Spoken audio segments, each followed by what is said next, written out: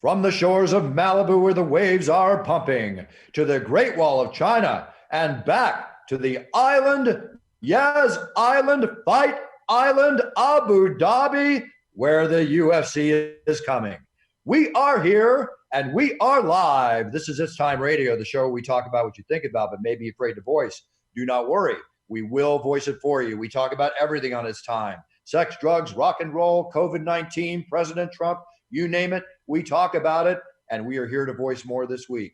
I am over here in Abu Dhabi. I am long distance. I'm on the other side of the world, but I am here with my partner, my producer, my friend and co-host, TJ DeSantis. TJ, how is it on your side of the world? I'll tell you how it is on my side of the world. I'm fine. I'm good over here. You know, every time I hear Abu Dhabi, I'm taken back to my childhood because I watched Garfield, the animated series. I don't know if you ever remember Garfield, the orange cat, but he had a love interest named Nermal. Well, the interest was all on her end, and Garfield didn't like her too much, so he would always ship her to Abu Dhabi. Oh, that's funny. I had a cat that looked like Garfield that weighed 22 pounds. So he probably was Garfield. Did he eat lasagna and hate Mondays? No, I tried to get him in as a stunt double in the movies, but it didn't work. Dang. It's okay. It's all good. Um, so while we're here, everybody's always wondering about Fight Island. It was revealed where it's at a few weeks ago. Everybody's been reading about what they've been reading about. So ask me what I've seen on Fight Island. Okay, Bruce, what have you seen on Fight Island? Absolutely nothing. You're seeing it right there. Well, procedure, protocols, right? Safety and protocol. The UFC is definitely putting in the maximum safety and protocol. For me, my adventure started where I had to go. I drove to Las Vegas. Had somebody drive me to Las Vegas. Oh, And, you had a driver, huh? Oh, well, no, a good friend of mine. Okay, A good friend of all mine. right. She drove me to Las Vegas. I just didn't know if it was like someone with white gloves and they opened the back door for you and you sat in and sipped champagne all the way up to Vegas or something.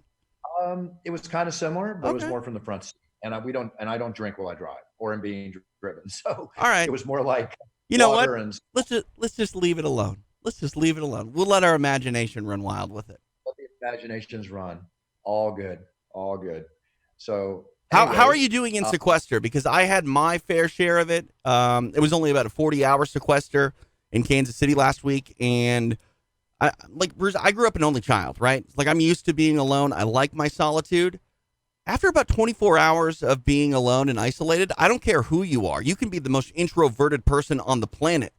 You need more physical interaction, not physical, but personal interaction with people than you're probably even willing to admit if you're a loner. Well, it's all based on the individual. Every human being gets lonely, whether they're a loner or not. Right. We live in a COVID-19 pandemic protocol, sequestered, play it safe world. And I'm going to say it one time in the show. I'm going to say it again before the show. I said it before.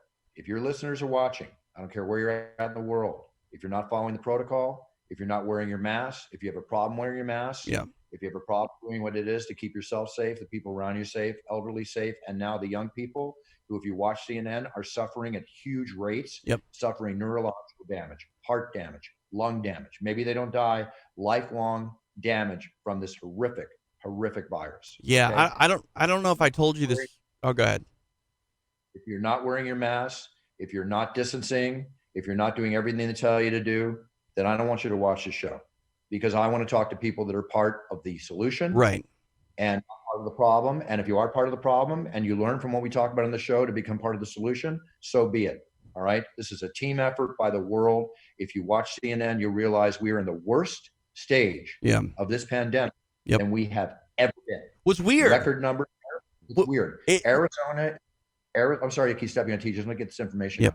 Arizona is now number one in the world. Mhm. Florida is booking 10,000 cases or more or less daily. Right. California is now worse than it was in March. Right. Okay. And if this doesn't tell you what's going on, and now let's talk about just here. I went to Vegas. I was tested and sequestered. Mm-hmm. I tested negative, thankfully, Good job. and good job. Got on a plane with everybody else. A private commercial Etihad jet. Dana and a whole bunch of us were on it. We came over to Fight Island. We landed. They were met with everybody in hazmat suits, my room service here, and Really? you've seen if you follow me on Instagram at Bruce Buffer UFC, my room service is delivered by men and women in hazmat suits. The front Hazmat desk. suits to bring you Hazmat, food. what's that? To bring you food. To bring you food, to Oh bring my you water. God, that's crazy. They come to my door to clean my room in hazmat suits, and I'm like, no, no, no, no, no. They hand me the food. I get handed the food. I wash my hands. I clean everything. The virus is around us. And now you might say, well, great, it's not around me. Well, it is so close to home now for me, both in my personal life Yeah. and in my professional life. And we'll talk about the professional life only. Professionally speaking, I was in Vegas. Paul Felder came in. Mm-hmm. He was in Vegas. John Anik and all of us, we got there. We're talking out in the parking lot. I have my mask on. Mike Brown is out there. John goes up to say hi to Mike Brown. Mike Brown pushes out his arms. Don't come near me. Why? I tested positive. Mike Brown tested positive. He will not be cornering Jorge Masvidal. He is in a car driving back to Florida, or has already driven back to Florida, which the UFC arranged for him. But if you test positive here in Abu Dhabi, you're going to be quarantined for 14 days. Right. That's all I know. I know the procedure after that. So we were tested when I got here, and then sequestered in my room. I'm sleeping United States time, right? Meaning I'm making up at night and sleeping during the day. Which here that's because that's hard enough already, right, Buff, to keep that schedule when your internal clock looks outside and sees that the sun is down. Like your body probably wants to get into that natural, circadian rhythm and go to sleep when normal people go to sleep. Yeah, the good thing about it is that it is on somewhat the same pattern, right, as home. So I want to keep it that way. And the main reason too, TJ, is because in order for the show to be shown in the United States on Saturday and the other shows, we have to start the show and be at the arena at like 2 a.m. Right. Yeah. You've got to keep North American time, essentially. I have to. Otherwise, I'm going to wreak havoc on my system. Right. And that's the best way to do it. And it's no problem. I've got it down now. But I got here Tuesday night. It is now Thursday night. I have not seen anything outside the W Hotel in Fight Island where we're staying. I have a beautiful room. I'm not arguing about that. Sure. But it does feel like a rich man's jail. Well, that's what I was saying. Like, I mean, I didn't have nearly as nice of a hotel as you have when I was in Kansas City, but I had a new appreciation for the idea of what in-house arrest is. Granted, it was only about 2 days, but when you're stuck in a room and you're not allowed to leave, and if you leave, there are consequences. I don't care if you're in a palace, Buff. Like, you're in a prison. It's a really nice prison, and I'm maybe being a bit hyperbolic, but all you want to do is get out of there. All you want to do is stretch your legs and be a human being. We're not meant to be cooped up like that, especially when not necessarily against your will, but you're being forced to be there. You know what I mean? Well, you're absolutely correct. And part of the thing is that you know how much I train all the time. I'm always working out. So I can't go a day without doing something. I can't go to the gym. Are you doing burpees in your hotel room? Are you trying to lift weights? I'm doing what I call my hundreds. I do minimum 100 sit-ups, 100 push-ups, 100 squats. I do various forms of sit-ups, about 200 sit-ups. You want to see how I do an arm curl, TJ? You want to see how inventive I get? Sure, 100%. See this chair? I do now. You're ridiculous. You're ridiculous. This is the white collar hotel gymnastics Olympics with Bruce Buffer. I don't know what you want to call this, but shoulders, right? Easy now. Don't hurt yourself. Look at that. That chair doesn't look light either. No, it's not. No, it's the chair. The chair's a pretty decent chair, but it's good. Keeps the fun. There you go, Buff. Wow. Look at you. You do your hundreds. I'll maybe do a dozen. Maybe. Well, I think today, because I woke up with so much energy, I've already done 100. I'll do another after the show. I'll do it again. I'm just trying to stay in shape, TJ. You know how the shape I've gotten, and more so sequestered, but I don't want to stop. Anyway, that's my little routine during the day. Our meals, we put out a menu. They deliver the meals in cardboard boxes, of course, outside the door. In hazmat suits. Oh, my God. That blows me away, Buffer. Like, they're treating you like you're toxic material. I'll tell you if you remember. Do you remember a film called Back to the Future? I've seen it a couple 100 times, yeah. Okay, so you remember when he goes in to convince his dad that he needs to do something and he's in a hazmat suit standing over him. Yeah, That's what I think about the time I open the door and I see the guy in the hazmat suit. But man. I don't even talk to him. I tell him leave it at the door. I want Right. them to walk away. Yeah. Yeah. Well, I And then mean, they hand me a ticket to sign for room service if I order something other than the pre-prepared meals that we have delivered. right. And I'm putting on gloves, signing the thing. They give you pens that are contained in plastic because, again, people out there listening who are part of the solution, Yeah. not the problem. Even a pen transfer Sure. can transfer the virus. This is how serious. And that's the thing too. I think a lot of people fail to realize that germs have been everywhere forever, but we haven't had to deal with this type of infectious virus before. So we're forced to be a bit more cautious. But germs have always been on everything, and they always will be on everything. I went to the dentist yesterday, Bruce. I was supposed to have a dental procedure done in March. It got pushed back, and finally, things are opening up here. And my dentist called me. I went in, had the procedure done, but it's kind of like what you were describing. Everything is covered in plastic. I can hardly keep myself up in the chair because it's like sitting on my grandmother's furniture back in the 90s. Like I'm literally sliding down the entire time. The dentist has so much PPE on that I can hardly see his face. It's a strange world, man. It's a very strange world.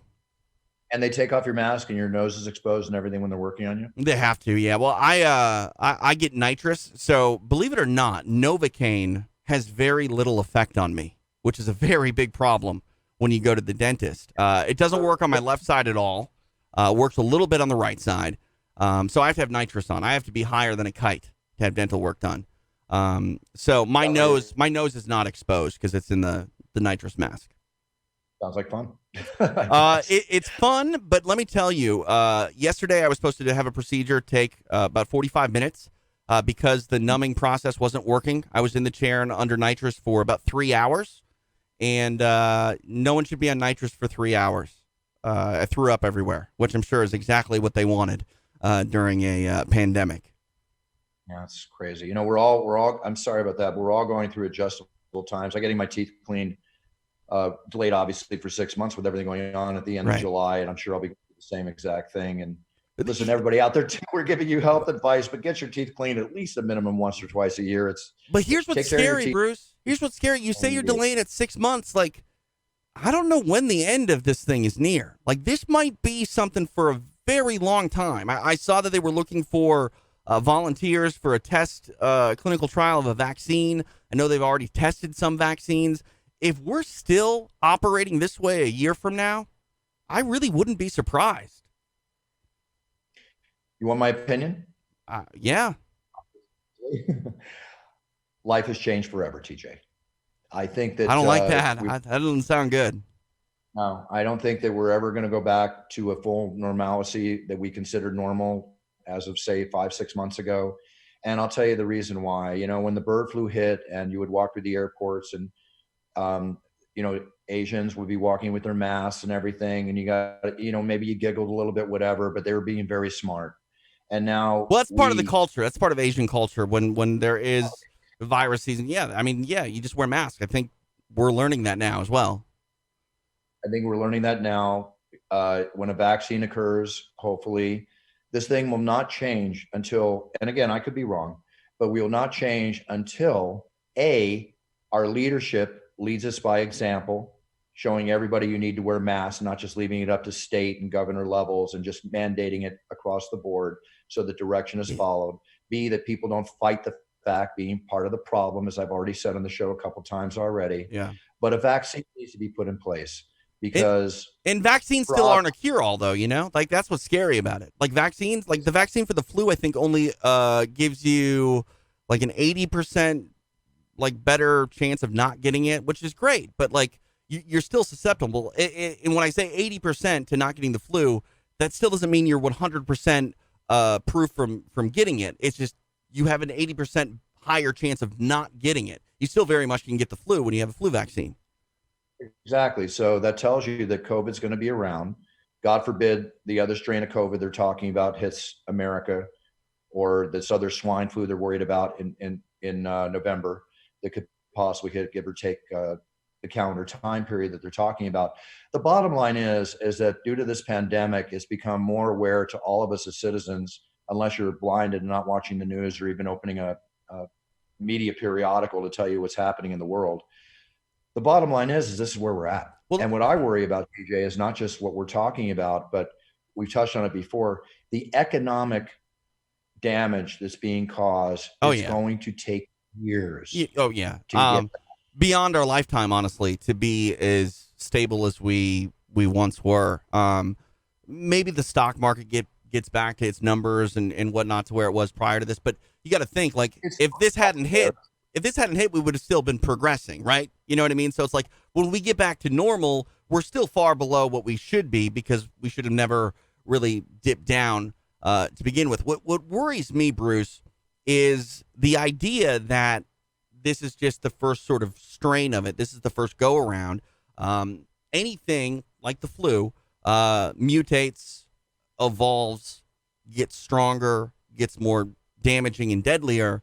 Like, what are we going to do if COVID-20 is worse than this? And how long will it take for us to get past that? And how long can we actually, really expect to live this way? Because this is the big problem to me. The whole mask situation. The people that are going in front of City Hall, Bruce, and saying that a mask is oppressing them and it's a limitation of their freedom, I don't think you understand what the word oppression is, people. Like, you're not going to die from wearing a mask. You're not going to really have anything bad happen to you other than you're uncomfortable and you're inconvenienced. And I mean, you've been flying. I'm sure you wore a mask the entire time from Vegas to Abu Dhabi. I did the same, across this country. It sucks. I hate it. But you just got to do it. You got to learn to embrace it. I was on the plane. I will not mention names.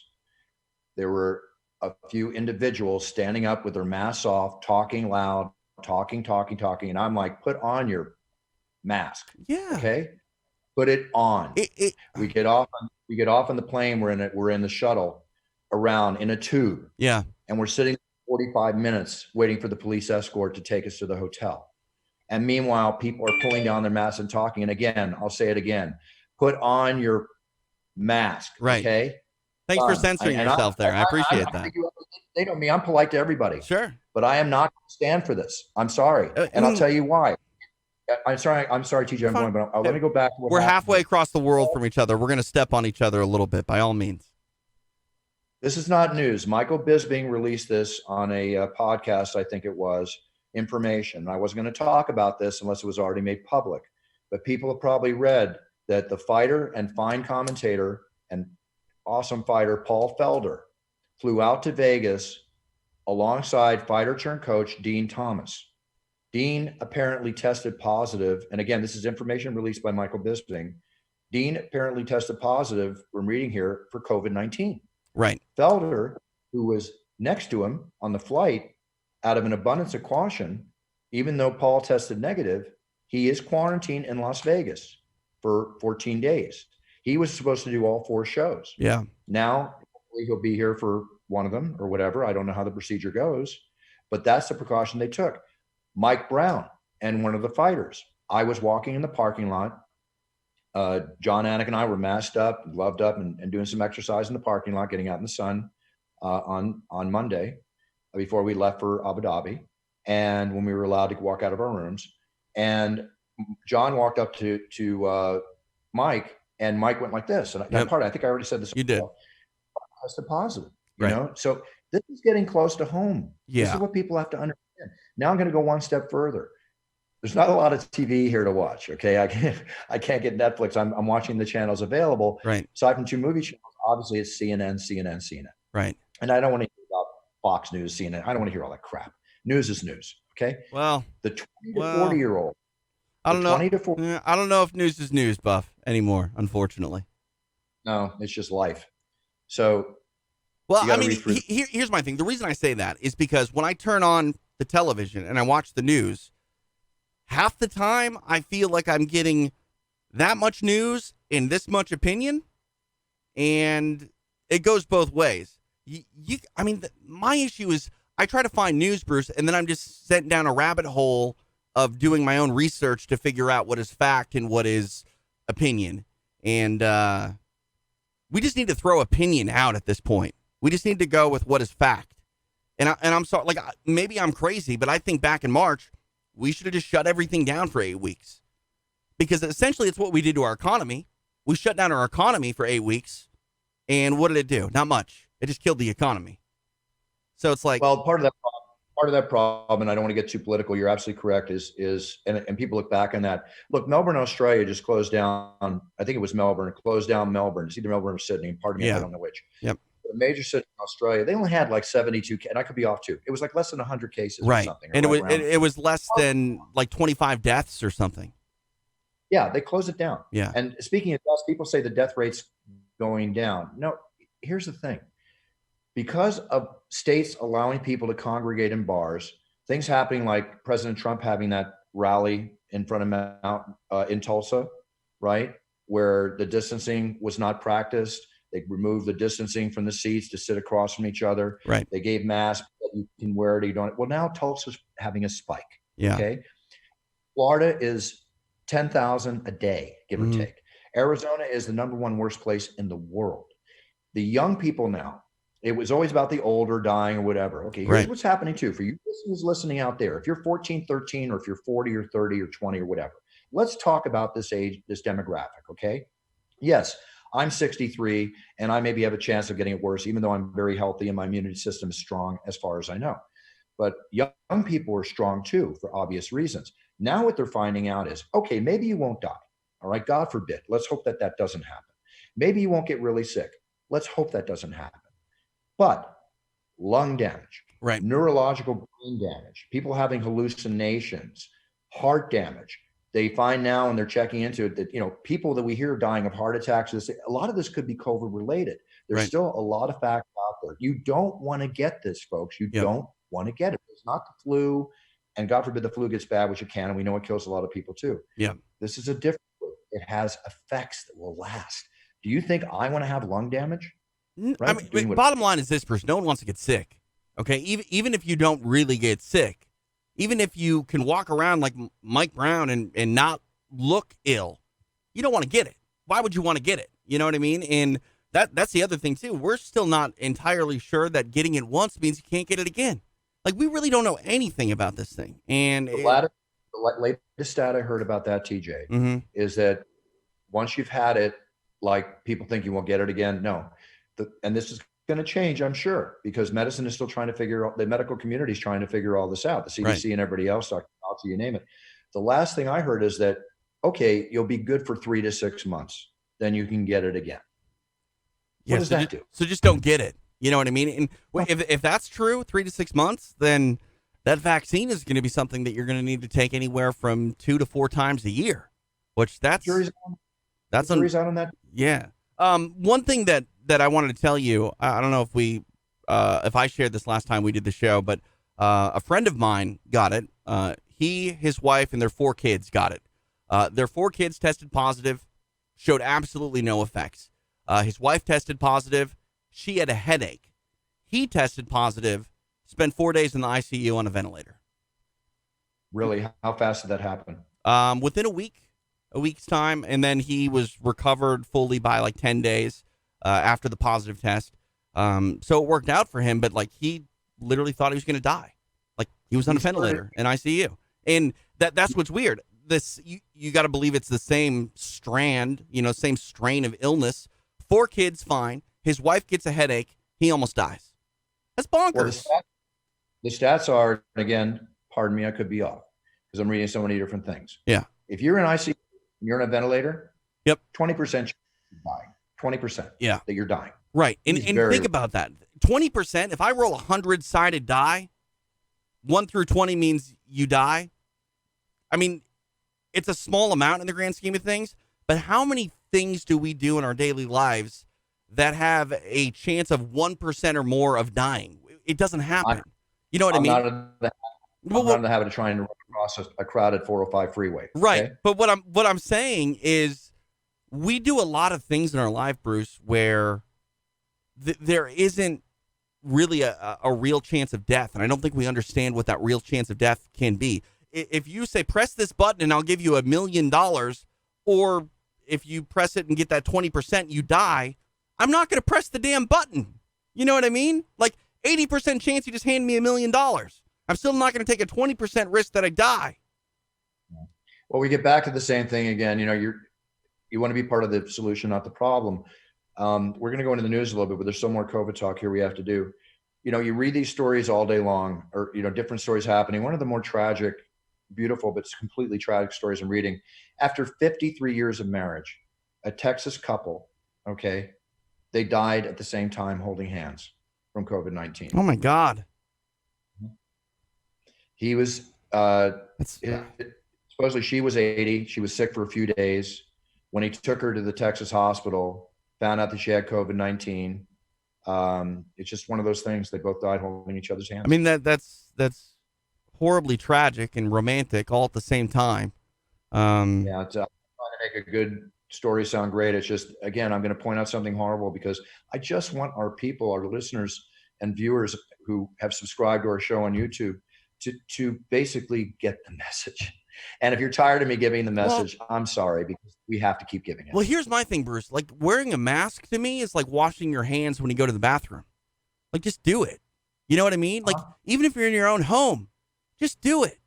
Because that's the clean, right thing to do. No? I'll say a little mask thing, and then we're going to go into the news. I've read where they're finding out the scarves. Okay, maybe that helps a little bit. That doesn't really help. You need the 3-ply mask. You need a good mask. Yeah. Got to cover your nose, not just your mouth. Right. Don't touch the front. Don't touch the inside. Touch the loops. Yep. And that's it. Clean it. When you take it off, put it in a plastic bag. Have more than one mask available to alternate, and throw ones out that get worn. Because police wear bulletproof vests. Citizens wear masks. We're trying to dodge a bullet. It's as simple as that. Just wear a mask. I just don't understand it. Like, again, you're not even really allowed to go do anything. So when you go to the grocery store for like the 10 minutes that you're there, just cover your mug.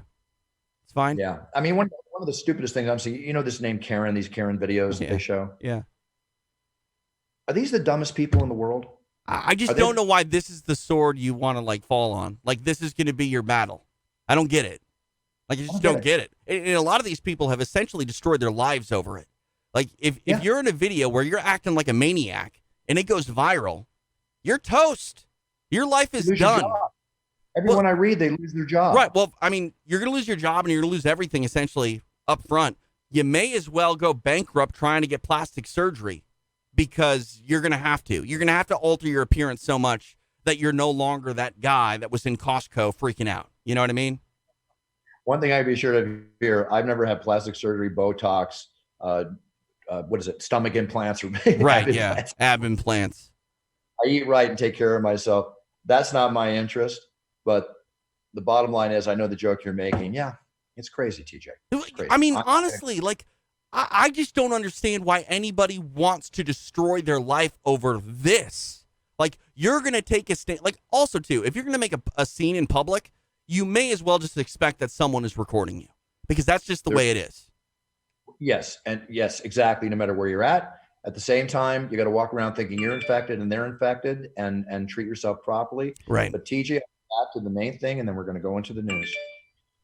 One of the biggest problems that has created this problem is the fact that our leaders, whether you are a President Trump fan or not, the bottom line is our leaders need to lead by example.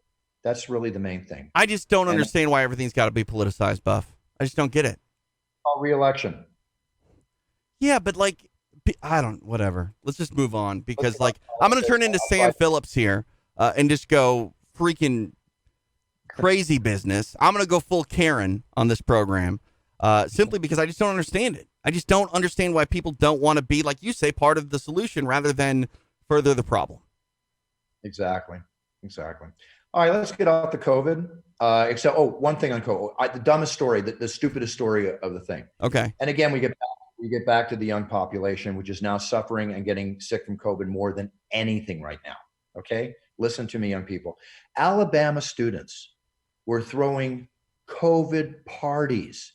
to see who would get infected first to win the prize. What? If that is not the height of stupidity and ignorance, I don't know what is. Well, I'm confused. How do you, like, they're just testing everybody? Like, I don't understand. Like, who gets infected first and what's the prize? I don't know if it mentions here financially. It's not worth it. Students in Tuscaloosa, Alabama, who have been diagnosed with COVID-19 have been attending parties in the city, right? And the surrounding area. And what's being described, they call it a disturbing contest, is to see who can catch the virus first. Need I talk anymore? Is that, do I need to elaborate anymore on how dumb this is? This sounds like an episode of the Darwin Awards. Crazy. On a lighter end, Joey Chestnut broke his own record eating 75 hot dogs at the I Nathan's saw Hot Dog that. Eating. I saw that. What an American icon. In 10 minutes. Dude. 7.5 hot dogs a minute. That's less than 10 seconds a hot dog. I don't know how I mean, first off, he's not chewing. Like, he can hardly be chewing. But second, how does your stomach, like, move those around? You know what I mean? Like, how does your esophagus handle that much food? And does he soak them? Is that his technique? Yeah, usually, if I remember correctly, they dip them in like a water. Yeah, I mean, what a thing! What a thing to you know. And what's really interesting to me is how much those competitive eaters actually work out and take care of their bodies in order to do that. Like, I don't want to say that you're not an athlete, because you very much are if you're subjecting your body to that sort of trauma and pain. But I don't know, Bruce. Maybe I side with you on poker being more of a sport than this, because that just seems like personal torture. It's personal torture. I don't know what's more interesting than this, other than Kanye West announced the potential presidential bid for 2020. Get out of here. I mean, okay, sure, fine. Get out of here. You read it? One day he announced the presidential bid. Elon Musk supposedly supports him. Okay. Yeah, okay. And now the story on TMZ about how he has bipolar episodes at least once a year. I don't think I'd vote for him. Can we just go back to plain old boring oatmeal politicians, please? Life gets crazier and crazier and crazier. Bruce Buffer, 2020. Buffer DeSantis, 2020. Let's go. No, I'm not a politician. I don't want that either. We'd get impeached day one. Yeah, no, don't want that at all. Not whatsoever. Here's an interesting story. 13, let me get this again. You'll love this one. Maybe you won't. Maybe I will. Maybe I won't. I don't know. We'll find out. A 13-ton shipment of human hair, right, for products such as weaves, all right, has been seized by the U.S. Customs and Border Protection. Again, coming in from China. The hair was worth over $800,000. Okay. And they think it's all been taken from prisoners, likely from Chinese. No. They're profiting off prisoners if this is true. Is that crazy? Oh, my God. That is a horrific story. 13 tons of human hair. How much hair is that? Not Unbelievable. I mean, again, this always goes back to COVID, it seems, but like, how do you wash that? How do you disinfect it? How do you make sure that is not, I mean, I'm not kidding you. Like, I would worry about lice and other things like that. Yep. I know. Me too. Speaking of the crazy story of that, Mike Perry fought a couple weeks ago, right? Or a couple weeks ago? Or was it last week? I don't know. I saw a video that looked like he was trying to pick a fight. He wasn't picking a fight. He was throwing punches. Yeah. And you watch that video, it's like, Mike, calm down. I mean, I want to err on the side that there's probably more to the story than you and I know, but the optics of that video didn't look good. No, it didn't look good. So I don't think any charges have been filed exactly, but getting back to what we were talking about, though, Bruce, like, even if there are no charges filed, in a lot of ways, the damage has already been done for Mike Perry. Like, he looked to be in the wrong there. And, I mean, you know this more than anybody, being in the spotlight as long as you have been in it. Even if you're wrong, or even if you're right, if you are in that situation and that is all we get to see, you lose. You lose. Yeah. The perception of the public is reality. And I mean, I don't know. It was very unfortunate to see, and you need to be very, very careful when you are someone who is in the public spotlight, when you are in public. Agreed. It's not a good thing. We'll see how that all unfolds. I hate seeing anybody in the way, representing the UFC in a negative light like that. But listen, we see it all the time in many different areas of life, and Yeah. we'll see what pans out. But on the positive end of the UFC, as we wind down the show, is UFC 251 is on Saturday. Really excited for the show. It's a completely stacked card. Hey, we've We all buried know the that lead here. We've buried the COVID-19 lead here, and that's Gilbert Burns is out of the main event, and Jorge Masvidal stepping up on 6 days' notice. I don't know what says BMF more than the BMF champ going, sure, I'll go fight Kamaru Usman on 6 days' notice and Fight Island. Oh, my coach can't make it? He's got COVID? Whatever. Yeah. I know. It's amazing. Crazy story. Kudos to Jorge. Love how he flew out, and they show how he stopped in Italy for pizza. Yeah. He only took one bite. Got that for his friends and stuff, his crew. I Which would is really, really I cool. would be surprised if he even swallowed said bite of pizza. You know what I mean? He said he took one small bite and wished he took a bigger one. the guy deserves it. But here's my thing. I don't know if you saw it. There was like a screenshot of Masvidal on ESPN's First Take with Stephen A. Smith, and they asked Masvidal how much weight he would have to cut to make 170 for the title fight, and he said about 20 pounds. And their faces were just like in pure shock. And it's like, wait, I bet you Masvidal's always cutting around 20 pounds. Like, maybe that's a little bit more than he normally cuts, but like it showed me that the average casual mixed martial arts fan really doesn't know what the term weight cut means or what these fighters subject themselves to on fight week. But I'm sure Masvidal will make that weight just fine. Yeah, sure. And there's no way anybody can know what a weight cut is unless they've gone through it. Right, but lose weight is not. A lot of people, though, Bruce, I think they hear weight cut and they think, oh, you diet down. Like, that's not a weight cut. Like, a weight cut takes place anywhere from 24 to 36 hours before a fight, and it's when you're actually cutting the water out of your body. And there's no dieting really involved in a weight cut. You can drop weight over the course of a training camp for sure, but when it comes to cutting weight, you start your cut in the final hours leading up to weigh-in, and it's a lot harder, I think, for, say, the flyweights to cut 20 pounds of water, but somebody that's fighting at 170 or, higher weight class, 20 pounds, not ideal to do in 24 hours, but it's definitely doable. Of course. And, my kudos and praise go out to all the fighters fighting, not just on this card, but all the other cards, because the training camps during this COVID-19 pandemic period are completely different. Yeah. You should have seen when I was in Vegas, outside in the parking lot. You've got two fighters sparring and working out over here. You got two fighters running the parking lot over here. You got another couple of fighters doing it. Everybody's trying to exercise, including yours truly, as best as we possibly can. Yeah. But going into Saturday night, Jorge Masvidal, Kamaru Usman, very excited about this fight. Max Holloway, Volkanovski, I can't say enough about that fight. Jose Aldo and Petr Yan, awesome. Let's face it, the rematch with Andrade and Namajunas. Yeah. Who doesn't want to see that? And the return of Paige Van Zandt. It's going to be awesome. Can I just say that, I love the fact that Masvidal is stepping up and filling in for Gilbert Burns, and we still get that welterweight title fight. But if there was ever a card that didn't need to have a fighter step up on short notice to make the main event happen, it's this one. There's like 3 or 4 main events in this card. I know. It's loaded. And I'll say it as I always say it on the show. No matter where you're at in the world, if you're a UFC fan, you don't watch the show, you're not a UFC fan. I don't know why you would be listening. Hey, I don't know why you would be listening to this radio show or watching us on YouTube, by the way. Subscribe. I don't know why you would be watching us and not, giving your money for UFC 251, because it's one of the greatest cards in recent memory. I know we say that a lot, but this probably a safe bet that this is going to be, on paper, the best card of the year. And look at all the great cards we've had so far. It's unbelievable. It doesn't end with this one either. You know what I mean? Like, July is a crazy month. No, I've got the next show on Wednesday, and then I'll be coming back. I'm not going to do the other 2 shows. But 2 weeks here and getting this done, I'm very excited to be part of the show. And I'm going to say praise. I want to give so much praise to Dana White, his medical crew, everybody at the UFC. This is 1, 2, 3. This will be my 4th COVID-19 pandemic show. And the care that they're giving us, even though, there's been some positive tests, the care they give to those people, the money they're spending to make this happen.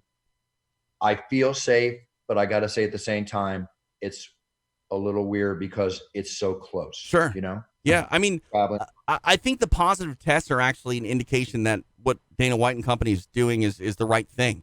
If everyone was testing clean, go ahead. How can you possibly put 20, 30, 40 people in a room and Exactly. somebody not test positive? 100%. By the numbers. Yeah. I mean, you just look at the numbers nationwide, and I mean, whether or not we're contracting it, I think you've already said it. We're exposed to it every day. Everywhere we turn, it is somewhere. And that's why you have to take care of yourself the best you can and wear the mask and, wash your hands and things like that. But at this point, it would be very odd if no one had tested positive from the test that the UFC is administering, because the numbers just wouldn't say that is likely or at all possible. And for the most part, it seems like the UFC's done a fantastic job identifying these cases, sequestering them, isolating them. And, knock on wood, everybody that does test positive gets through it relatively easy and unscathed and is healthy because, like you said, I think this is the new normal for the foreseeable future. Well, maybe you wind up like the Starbucks Batista down in San Diego, who was publicly shamed by a customer when he asked her to wear a mask and she filmed him. She wasn't wearing a mask and she put it on the internet. Right. She took a photo of him, the whole bit. He wound up getting $80,000 in virtual tips. Yeah, because he deserves it. I just don't understand. I don't understand. Like, isn't it against the law for him not to wear a mask? Like yes. Yeah, they are going to start finding. But Bruce, no. The answer is yes. You're not allowed to be in a public space in the state of California without a face covering. You're not allowed. Right. So she is. I mean, that's honestly, it's literally like walking up to someone in their car who is wearing a seatbelt and attacking them for it. Exactly. What are you doing? Don't be an asshole. The country's so divided on their own common sense, their own awareness of the medical issues right now, much less the political issues right now. I mean, it's a strange world we're living in. Everybody's got to stay as strong and be as positive they can. And again, I'll end the show with my attitude about being a role model to your sphere of influence. But serious times, folks. Take it seriously. To me, Bruce, I feel like the seatbelt comparison is very appropriate in a lot of ways. I don't personally care if you wear a seatbelt because you not wearing a seatbelt really doesn't affect me. The odds that you not wearing a seatbelt directly impacting my quality of life or my ability to continue life, very, very slim. But no one is complaining about whether or not a seatbelt inhibits your freedom. That's what I don't understand. Like, why are you going to be upset about people wearing a mask or you wearing a mask when you can't argue the fact that if you sneeze or speak or anything, there's going to be some sort of projectile coming out of your mouth. This right here is probably the filthiest thing in my studio right now. You know what I mean? 100%. And if anybody were to use it after me, I would do my best to disinfect it. You know what I mean? DJ, I just went in the studio last week to record a voiceover for a really incredible video game coming out of the UK. It's a racing game, right? Mm-hmm. I turned it down a month ago. They had to delay it because I didn't want to go anywhere. Right. They finally convinced me it was safe. I drove to the place. They COVID-19 sanitized the entire studio, everything. I put it out on my Instagram last week. I was in a room by myself being directed by a director from Scotland on a video screen. Yep. That's what we've come to, TJ. Yeah. That's where we've come to. Yeah. And hopefully movies and TVs will start up in production too, because, there's such an economic issue. Speaking of economic issues, let's go into another feel-good story. Would you believe that a man won a $4 million lottery jackpot for the second time in Michigan? Scratch off. Really? $20 scratch off. He walked away with $4 million twice. Wow. Is it like twice in how long? Hey, today. Let me see here. I hate when I ask questions that you don't have the information readily available to you. They don't always include that. But yeah, I mean, I don't know what the odds of that would be. I mean, the odds of winning a scratch off are significantly better than that of winning, say, like the Mega Millions or Powerball drawing. But to win two multi-million-dollar jackpots on a scratcher, I mean, that's bonkers. I know. I can't. 3 years ago. And I mean, that's crazy. It's amazing. I've never seen a scratch off that has $1 million+ prize, though. Well, it's here. I mean, something's I going guess on. maybe I need to pay attention. But that's the problem. I'm the guy that will play the Powerball when it's like $800 million, but when it's $40 million, I'm like, not worth my time. Because $40 million, not worth my time. $800 million, sure. Bruce, I don't even know if I could spend $10 million in my lifetime. I'm too simple. I'm sure you could. If you wanted to, you could probably spend it in 1 year. Well, I could spend it in 1 month if I wanted to. Just buy a big house. you would have to teach me taste, okay? I'd have to hang out with you a little bit so I could learn what finer things to spend the money on. Otherwise, I'm just going to buy video games, and there's not enough video games to go through like $40 million. That's cool. I only want a 15% commission to show you what to do. Of but it's course, okay. absolutely. A consultant fee on, living a high-class life. Hey, remember we talked about trading cards, modern day trading cards, and I mentioned LeBron James might go for $1 million. Yeah, It looks like he'll go for $2 million. that's crazy. $2 million. That basketball card from Cardboard. 2000. Cardboard. Only one of 23. There's only 23 of them. It's It's supply still and demand. cardboard. Cardboard, $2 million. I mean, I collect cardboard, as you know. Right. It can work out. All right, everybody. I'm in Abu Dhabi. You got any questions for me about what's going on here, TJ? Because honestly, until I get out of this room tomorrow, I cannot tell you anything other than how beautiful the hotel is Yeah. and how empty it is. I mean, I would ask you questions, but it's basically all like, what are you doing to kill time? And we've already gone through your poor man, let's do bicep curls with this heavy-ass chair routine. So I got nothing. That's the height of my excitement. Yeah. There you go. I'm excited for you to work. It's it's one thing that I think is sort of lost this year, but still not lost at the same time. Like, if it were normal, this is International Fight Week, and there would be hundreds of thousands of people, excited about the UFC, and a lot of people would be coming to Vegas and doing the expo and all that stuff, and we don't get that this year. But the bottom line is we still get that big fight feel in the first, second week of July, and as long as we have that, at least something in the world feels kind of like business as usual. And after listening to today's show and going over the news, I think anything that feels normal is very much welcomed at this point. Agreed. Here's something a little unnormal for the end. I'm on Cameo. Right. And aside from my videos and audios orders that I take at brucebuffer.com, Mhm. which were busier ever, record months being set because of everybody wanting the entertainment and the videos, which is great. And for everybody asking, yes, partial proceeds to charity, children, military, animal charities, COVID-19. I charge $2.99 on Cameo, and I get a lot of orders. And Floyd $2.99. Oh no, $299. Bruce, I could offer $2.99, like literally $2.99, and no one will buy it. I'm at $25. No one's buying it. I was all the way down to $5. No one's buying it. Buy a damn Cameo, people. I'll pay for it. Check TJ DeSantis at Cameo. Get it. John Anik on Cameo. Get it. Do what you got to do. Roy Jones charges $199. Mike Tyson charges $300. You get $20,000 in orders in his first 4 hours. Dang. Ray Lewis, Brett Favre charged $300. Floyd Mayweather charges $999 because, as Floyd always has big dreams and usually hits them, he wants to be the first one to make $1 million on Cameo. Wow. And Cameo is taken off by crazy. They got a $50 million in cash infusion. It's a great really service. Cool. It's a fantastic service. It's really cool. I film a ton of these things. As a matter of fact, John Anik's in the room above me, and yesterday he called me after I got done filming 3 cameos, and he's like, "I hear you." I'm so loud, doing my thing. Yeah.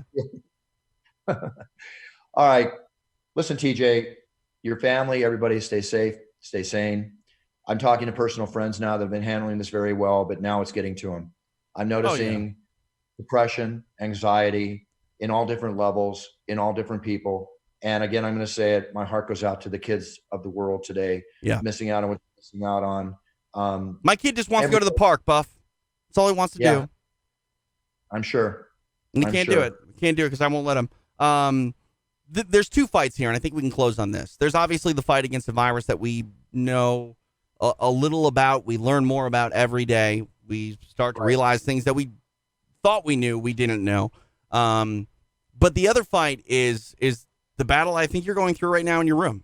It is living life as safely as possible, and that takes a toll on a person. And I think that we see a spike in cases here, especially in the state of California, because people start to lose their fear of the virus because they're doing everything that they need to do to combat it and to stay away from getting it. But overall, it's not getting better.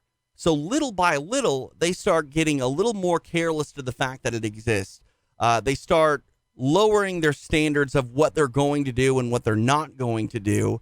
And the next thing you know, they're running around, not social distancing, forgetting the mask, going to the beach and just living like they normally would on a summer day in Southern California. And you can't do that. So I think that's the harder battle than the main battle is keeping your mind in the fight, right? And I don't know, just stay strong. It's a false sense of security. It's kind of like in World War I when you're in the trenches and they're in the trenches over there, and suddenly you're told to get up and run against the machine gun. And you're going to get hit by a bullet, right? Sooner or later. Yeah, even if you do it 10 times and you start not to worry about it, it's still just a matter of time. Like the probability, you can't get lucky every time. You know what I mean? Exactly. It's just inevitable. Exactly. TJ, I'm about to lose power on my computer and I have to switch positions to start charging it again. All right, Buff, you do your thing. Listen, I want you to be safe. Tell the audience anything you want. Check out the new show, Extra Rounds, myself, and unfortunately, the afflicted Dean Thomas. We are live every Thursday on the UFC Fight Pass Facebook page. I will check in with Dean this week. It's probably available on archive as everyone listens to this. We're talking about UFC 251 and just everything else that is going on in the world of the Ultimate Fighting Championship and mixed martial arts as a whole. And hopefully they'll check it out on Twitter at TJ DeSantis and buy a damn Cameo. Cameo.com/TJ DeSantis. Real quick, have you spoken to Dean? Yeah, I have. You okay? He's good. He's bored like you, but he's stuck there for another like 9-10 days. Okay, we'll give him my best, and I hope he doesn't get hit with anything bad from this. Yeah. All right, everybody. Thank you for tuning in. Thank you for your orders, for your videos and audios coming into brucebuffer.com, the Cameo orders you send in. Internationally, if you're from Europe, I'm also on Memo, which is a very popular video site in Europe. But my main thing is I want to wish everybody out there to be smart, stay safe, stay sane, do what you need to do to be part of the solution, not part of the problem. Be a role model to your sphere of influence. As always, set your goals, write them down. There's still things to be done in this world, but it's an ever-changing world, and it's called adapt, learning to adapt and change, and hopefully we get back to some more normalcy for all of us. TJ, you're right about wanting to get outside, everybody, but just open up the paper, do it smartly. With that being said, again, set your goals, step out on that path, be the best you can be, do the best you can, because then you're winning. And that's what I'm all about.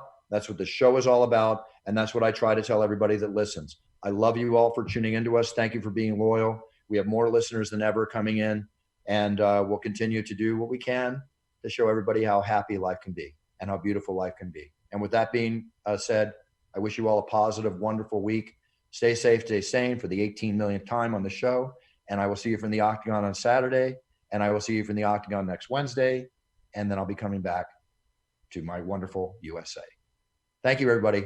Big cheers and no fears forever. And thank you, UFC, for all you do. See you from the Octagon, folks. Be well.